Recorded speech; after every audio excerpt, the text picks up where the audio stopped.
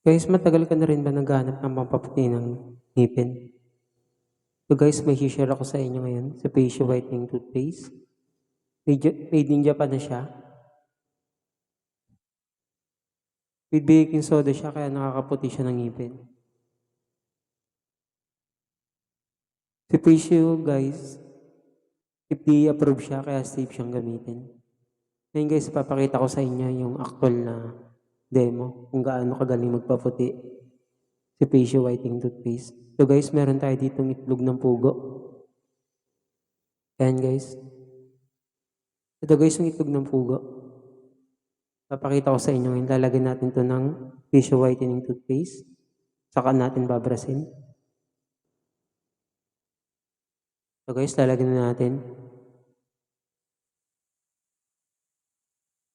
And guys, nilagyan na natin ng facial whitening toothpaste. Yung itlog ng pugo natin. Ngayon, babrasin na natin siya guys.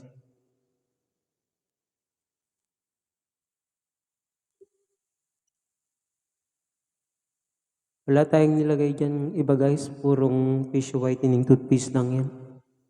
Kagandahan guys kay facial whitening toothpaste. 180 grams na siya. Malaki na. Pang matagalan na siyang magagamit. Kung halimbawa guys magustuhan nyo, search nyo lang ang aking TikTok shop, Brian Proelda. Para kung gusto nyo mag-check out na lang kayo sa TikTok shop ko. Yellow basket ko. Guys, dito lang natin ipabrush para makita niyo yung puti. Marami na guys bumili ito sa TikTok shop. May 1.1 million sold na to. So nung trinay ko to, talagang legit niya, nakakaputi talaga siya ng ngipin. Kaya ako nilagay na iba dito guys, wala rin tongkat.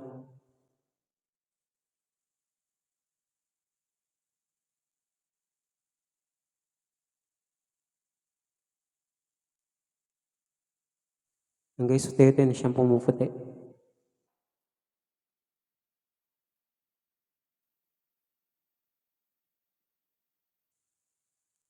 Ayan, kita nyo guys, oh. Nagbago na yung kulay niya, nawala na yung kulay niya. Guys, imagine nyo, ito yung madilaw ng ngipin nyo, tapos kaya talagang paputiin siya ni face nyo. Kung ito nga ang permanent na kulay talaga ng itlog ng pugo, natatanggal niya yung stain pa kaya o yung mga paninilaw ng ngipin natin. Kaya tanggalin niya ni face nyo.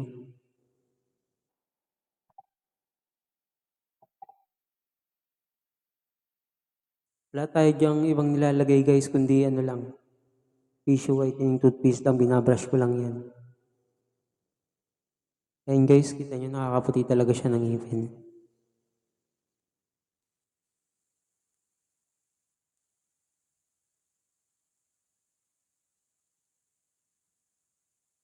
Ito talaga si facial, highly recommend talaga to, nakakaputi talaga siya ng ngipin. No? Ang kagandahan dito, long lasting mint flavor pa siya. Ang flavor niya ay mint flavor with baking soda, kaya nakakaputi siya ng ngipin. FDA approved pa, kaya hindi siya nakatakot gamitin. Safe siyang gamitin. Guys, malapit na. Wala na halos yung kulay ng itlog doon sa binabrush ko. Wala akong ibang nilagay dyan guys, kundi purong ano lang. Purong tissue toothpaste lang. Wala akong gamit na iba. Ito guys, punasan natin ang tissue. Yung guys, punasan ko ang tissue para makita niya yung ano. Puti talaga niya.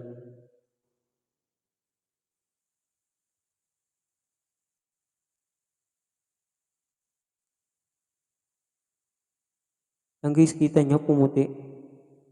Puti talaga siya, tanggal talaga yung kulay niya eh. Imagine kung ito yung puti talaga, yung dilaw talaga, madilaw nating ngipin, kaya niyang paputiin. Yung permanent nga na kulay ng ng itlog na pugon, tanggal niya yung dilaw pa kaya ng ngipin natin. Kahit yung mga ST natin, yung mga parang simento sa ngipin natin, kaya niyang tanggalin. Kahit yung mga medyo may itim-itim, wag lang yung sira talaga. Yung sira na. Kaya niyang tanggalin yung itim pero yung sira hindi niya kayang ayusin. Ayan guys, makakaputi talaga si face you. Marami na talagang gumagamit nito. And guys, share ko lang sa inyo para naghahanap kayo ng whitening toothpaste. And salamat guys.